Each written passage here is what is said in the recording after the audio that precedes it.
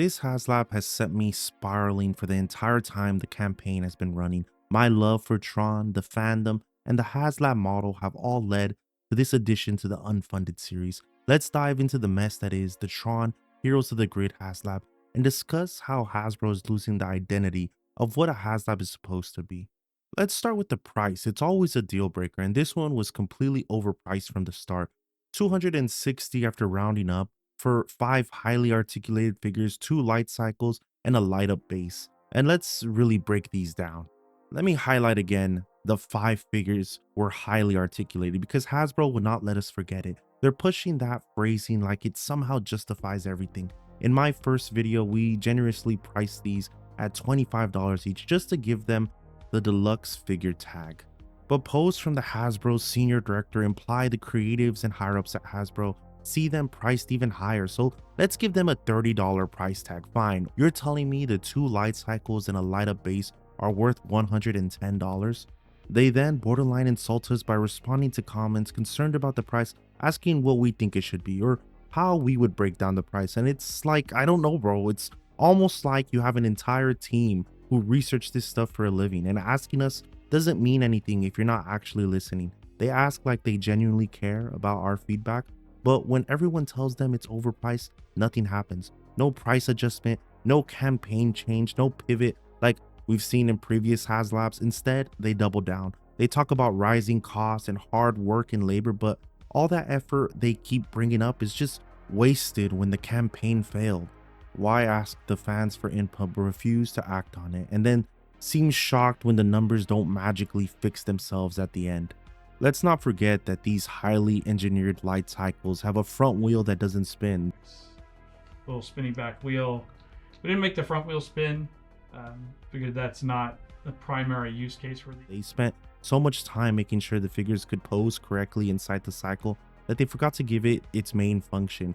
Sure, it can be argued this is a display piece, but every toy is a display piece. Their first Haslab, the sail barge, didn't sacrifice any display features and still made room for what toys are made for, the play features. This feels lazy and like a huge oversight for something priced this way. They're using a flashy base to help justify pushing the price into Haslab territory. It feels like the base was added just so they can have an excuse to bundle everything together and slap Haslab on it. Even Steve Evans showed the base was added to give this set something more during early consumer tests, and that to me says a lot. I wouldn't be shocked if the original offering was just figures and a light cycle at a lower cost. Honestly, that would have been better. Get rid of the base, lower the price, and maybe this thing gains actual interest. The participants saw 2 figures and 2 light cycles and thought, this doesn't feel like it needs to be some giant crowdfunding event. And Hasbro's response was, let's throw a big base in and slap collector set in the name. The loss of the dream project identity of Haslabs is the most devastating part of all of this. Haslabs aren't dream projects anymore. They're not passion-fueled, once-in-a-lifetime feats of engineering. They're just whatever Hasbro doesn't feel like funding themselves. It's no longer a leap of faith centerpiece item. It's now a label they stick on anything too risky to put on store shelves. Yeah, it's always been a little wild watching a billion-dollar company crowdfund, but the passion behind those early projects made it easy to look past that. Now, they even admit this is a super niche product packaged as a nice set for fans. That's not a dream project. That's a bundle deal in a shiny box. It's like going to a candy store where they shove all their cheap chocolates into a fancy gift set, wrap it up pretty, and sell it for more because it looks premium. Nothing new is here. It's 5 figures, 2 light cycles, and a standard LED light up base, something other toy companies have handled before. Maybe not at the same quality Hasbro was aiming for, but at least I own a Super 7 light cycle. The Hasbro version will never exist. We went from the complex engineering of the sail barge with its insane scale, detail, and play features to a glorified light box. And them knowing other figures have existed before, how could Hasbro think it would be okay to release these figures as a crowdfunding project when their competitors were able to do it as a standard release?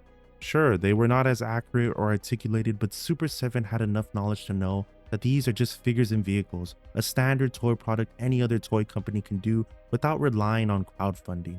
They jacked the price up, but at least they took the risk releasing them to the consumer and seeing if they sell.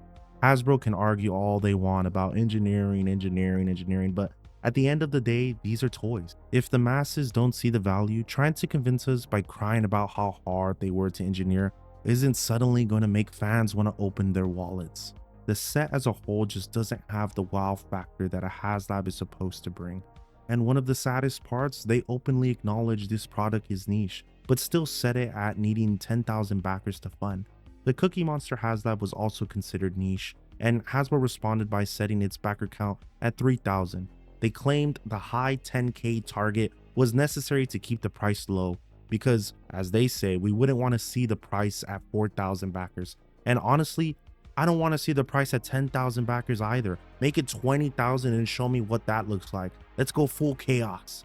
Or let me propose a crazy thought. Don't make it a Haslab at all. Put them on shelves, make them Hasbro Pulse exclusives. Man, shove them in Disney parks and let me rage about that instead. At least then the product actually reaches fans. Kids get exposed to the classic film and Tron gets the spark it deserves. And if these were Disney park exclusives, you could still jack up the price. I mean, I'm helping you con us. Put them at $35 each and Disney adults are taking this, or the mom that's being yelled at by their son that they want it so bad, they're gonna pick this up too. I'm spoon feeding you the greedy ideas.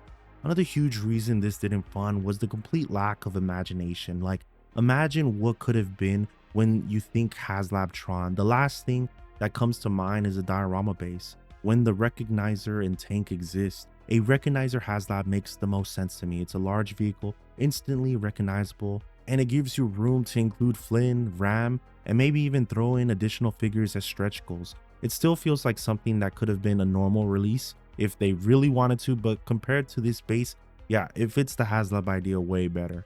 And speaking of Ram, not including him in a set that's supposed to recreate a whole display to represent the movie is a major miss.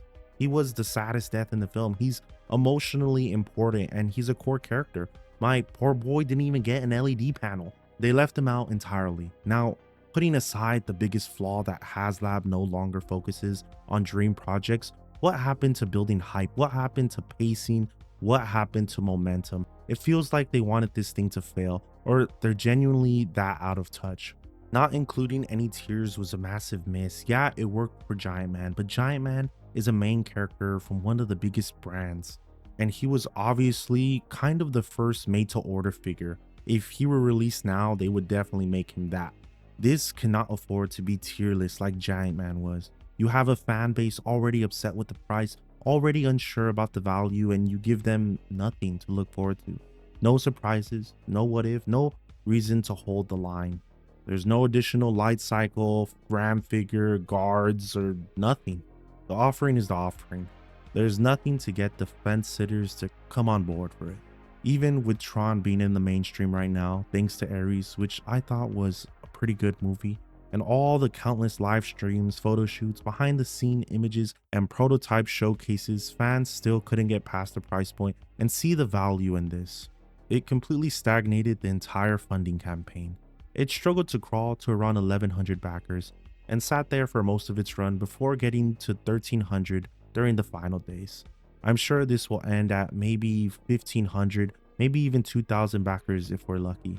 But unlike other campaigns where I held out hope, this is one I'm so confident will fail that I made a pre-made video to go live the second this campaign ends. The Tron Haslab campaign highlights what happens when the mission of bringing dream products to fans gets confused with shifting the responsibility and risk onto the consumer. I hope Hasbro does better next time. Thanks for watching. See you in the next toy breakdown.